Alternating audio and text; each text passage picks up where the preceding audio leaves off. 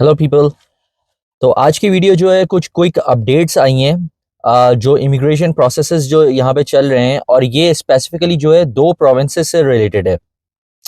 एक प्रोविंस है British Columbia और एक प्रोविंस है अल्बर्टा। थोड़ा सा बैकग्राउंड प्रोविंसेस का भी बता दो, क्योंकि ये क्यों इंपॉर्टेंट है, क्योंकि बहुत से स्टूडेंट्स जो होते हैं, जो अपडेट्स हैं वो related to students and work permit है। तो अगर आप मतलब बहुत से लोग होते हैं जो कि स्ट्रगल करते हैं, जिनकी पीआर नहीं हो रही होती है for X Y Z reason. किसी का आइल्स नहीं है, किसी के पास पैसे पूरे नहीं हो रहे, और भी बहुत से रीजंस होते हैं।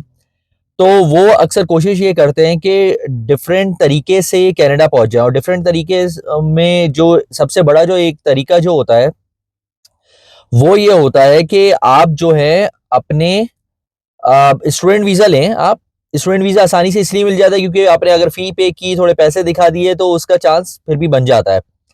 और यहाँ पर ये पूरा ऑस्ट्रेलिया का भी मैंने नोटिस किया है, और यहाँ पर भी कनाडा में, कि स्टूडेंट्स को बुलाया जाता है बिकॉज ऑब्वियसली इनकी इकोनॉमी भी जो है उस पर डिपेंड करती है। इकोनॉमी काइंड ऑफ चल उससे रही होती है। उससे सिर्फ नहीं चल रही होती, लेकिन एक बहुत बड़ा हिस्सा, बहुत बड़ी परसेंटेज जो है इकोनॉमिकली जिस तरह सस्टेन ये लोग कर रहे होते हैं, उसमें स्टूडेंट्स का एक बहुत बड़ा हाथ होता है। Because obviously you are paying a lot, और उस पर फिर आप कोशिश करते हैं कि कनाडा में सेटल डाउन हो जाए, ऑस्ट्रेलिया में सेटल डाउन हो जाए, तो ये बड़ा इंपॉर्टेंट है।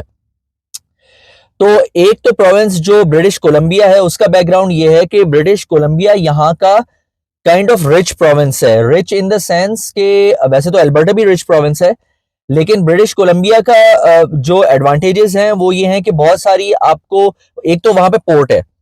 तो अगर आप कनाडा का मैप देखेंगे तो आपको समझ में आएगा कि ब्रिटिश कोलंबिया अलास्का के साथ लगता है और कैलिफोर्निया के साथ लगता है। तो यू कैन इमेजिन कि कैलिफोर्निया में यूजुअली जो है काफी हेड ऑफिसेज हैं।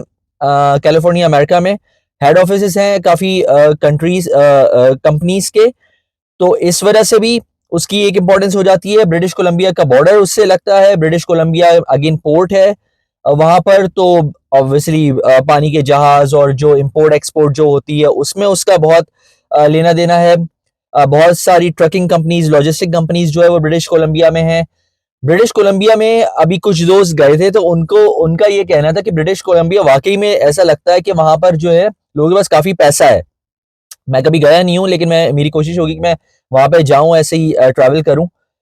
तो वैंकूवर इज द सिटी वहां पर, जो कि सबसे जिसे कह लेंगे मशहूर सिटी है ब्रिटिश कोलंबिया की। खैर, सो ब्रिटिश कोलंबिया में उन्होंने अपनी स्ट्रीम्स में थोड़े से चेंजेस किए हैं स्टूडेंट्स के हवाले से। वो क्या चेंजेस किए हैं, जो कि जनवरी 2025 में इंप्लीमेंट करने का उनका इरादा है। वो चेंजेस ये हैं कि अगर आपने बैचलर्स, एक तो बैचलर्स, मास्टर्स और डॉक्टरेट पर उन्होंने चेंजेस किए हैं जो पीएचडी लोग करते हैं।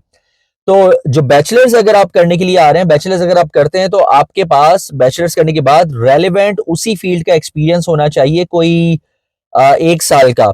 उसके बाद से प्रॉपर, जिसे बोलते हैं स्किल्ड वर्कर वाला वीजा आपके पास होगा। आप काम कर रहे होंगे किसी कंपनी में, तो फिर जाकर आपको जो है पीआर के लिए आप क्वालिफाई करेंगे। सेकंड जो है, अगर आपने मास्टर्स किया होगा, मास्टर्स अगर आप करते हैं, अगेन आपके पास 1 साल का एक्सपीरियंस अगर होता है, आप लेते हैं, तो फिर आप जो है क्वालिफाई करते हैं फॉर पीआर। और डॉक्टरेट के लिए सिर्फ अगर आप पीएचडी कर लेते हैं, तो वो फिर डायरेक्टली आप जो है ना क्वालिफाई कर सकते हैं, उसके लिए एक्सपीरियंस की ऐसा जरूरत नहीं है। लेकिन ये तो इन्होंने बता दिया कि इस तरह आपने करना है, लेकिन इसमें कैच क्या है। जो जो इंटरनेशनल स्टूडेंट्स हैं जो कि आ रहे हैं, उनको लगता है कि ये बड़ा आसान है। ये इतना आसान नहीं है, बिकॉज जब आप ग्रेजुएट कर लेते हैं तो आपको वर्क परमिट आपको मिलता है। अब लेट्स से कि 2025 में उन्होंने जो 2025 में उन्होंने अगर वर्क परमिट आपको दे भी दिया फॉर 2 इयर्स, जो टेम्पररी रेजिडेंस वीजा जो होता है वो आपको दे भी दिया 2 साल में, लेकिन अगर आपको किसी एम्प्लॉयर ने हायर ही नहीं किया, आपको रेलेवेंट जॉब ही नहीं मिली, आप उबर चला रहे हैं, टैक्सी चला रहे हैं, आप किसी रेस्टोरेंट में काम कर रहे हैं, और आपने बैचलर्स जो किया हुआ है या मास्टर्स जो किया हुआ है वो मैकेनिकल इंजीनियरिंग में किया हुआ है, तो आप मुझे बताएं कि आप where do you stand. Because 2 साल बाद फिर वो कहेंगे जी आपका तो रेलेवेंट एक्सपीरियंस ही नहीं है। रेलेवेंट एक्सपीरियंस नहीं है तो फिर आप जाएं वापस, आपको कनाडा में रहने की जरूरत नहीं है। Same goes with masters. PhD का इसलिए एडवांटेज हो जाता है क्योंकि पीएचडी में ज़्यादा एफर्ट भी बहुत ज्यादा है, पीएचडी में पैसे भी बहुत ज्यादा है। तो और पीएचडीज की जरूरत भी पड़ती है ऑब्वियसली पढ़ाने वगैरह, पढ़ाने के लिए यूनिवर्सिटीज वगैरह में। सो ये तो ब्रिटिश कोलंबिया का, लेकिन अगर जो भी आप लोग डिसीजंस लें वो सोच समझ के डिसीजंस लें। मास्टर्स में उन्होंने एक चीज अच्छी कर दी है कि आप किसी भी स्ट्रीम में एडमिशन लें, लेकिन बस रेलेवेंट एक्सपीरियंस होना चाहिए। बैचलर्स में लिमिटेशन है स्ट्रीम्स की, लेकिन मास्टर्स में उन्होंने अलाउ कर दिया। अब आ जाते हैं अल्बर्टा पर। अल्बर्टा पे जो उन्होंने वर्क वीजा जो होता है, वर्क वीजा जिस तरह एलएमआई वीजा की बात होती है कि किसी ने आपको जॉब ऑफर दी और आप जो है कनाडा आ गए और आपने जो है ना उस कंपनी में काम करना शुरू किया, उसके बाद से आपने पीआर के लिए अप्लाई किया, समथिंग लाइक दिस। लेकिन उन्होंने एक थोड़ी सी रिस्ट्रिक्शन डाली है। रिस्ट्रिक्शन क्या डाली है अल्बर्टा ने वर्क परमिट पे या ये जॉब ऑफर पे, कि जिस कंपनी ने जॉब ऑफर देनी है वो कोई $4 लाख फिस्क 2 साल के फिस्कल ईयर तक कमाती हो, $4 लाख। और $4 लाख कमाना जो छोटी जो कंपनीज होती हैं उनके लिए कोई इतना कोई खास आसान होता नहीं है। और दूसरी चीज ये है कि उनके पास 3 एम्प्लॉयज अल्बर्टा से काम करते हो। सो अब ये जो चीज मैंने आपको बताई है ना, इसको जहन में रखिएगा कि ये कितना ज्यादा डिफिकल्ट है। अगर आप एलएमआई के लिए या वर्क परमिट के लिए कोशिश करें किसी कंपनी में in Alberta, so it's not a easy task. Easy इसलिए नहीं है ये टास्क क्योंकि उसमें होता ये है कि आप पहले तो $4 लाख वाली कंपनी आप सोचें, और अगर $4 लाख वाली कंपनी वो नहीं कमाती है, क्योंकि पहले तो ऐसा होता था ना कि आप देखते थे कि यार कोई भी छोटी मोटी कंपनी मिल जाए, कोई भी ग्रोसरी स्टोर मिल जाए, वहां से वो एलएमआई निकल आता था, वर्क परमिट निकल आता था, जॉब ऑफर निकल आता था। अब वो इस चीज को थोड़ा सा डिफिकल्ट हो गया है वो इसके बाद से, जब भी ये इंप्लीमेंट होगा।